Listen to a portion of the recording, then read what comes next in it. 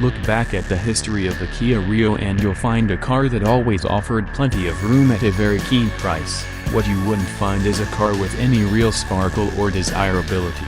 Even after a severe shot of style back in 2011 when the third-generation car was introduced, now on to its fourth generation, Kia has used an all-new platform and turbocharged engines in an attempt to improve the driving experience and give even more space inside. There's plenty of new technology, too, including automatic emergency city braking, improved connectivity and a 7.0-inch touchscreen infotainment system.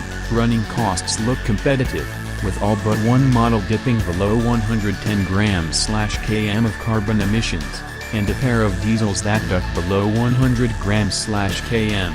The question is, has Kia done enough to beat big hitters such as the sharp-driving Ford Fiesta, plush VW Polo and our favorite Supermini, the Skoda Fabia? Read on over the next 4 pages to see how it drives, what it's like inside and what it'll cost you. In total, there is a choice of 4 petrol engines and a pair of diesels.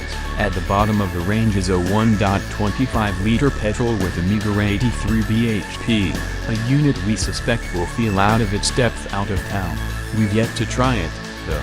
Next up is a 1.4-liter lump with a more generous 98 bhp, the only engine that is available with an automatic gearbox. This is an antiquated 4-speeder, however. We would be tempted to spend a little more on the 1.0-liter turbocharged 3-cylinder motor with 99 bhp.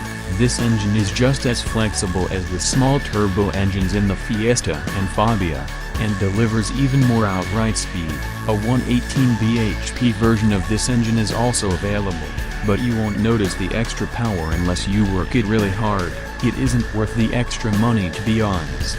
Finally, there's a pair of 1.4-liter diesel engines with either 76 bhp or 89 bhp. We've tried the higher-powered unit and, while it has plenty of poke, it's rather unrefined and clattery.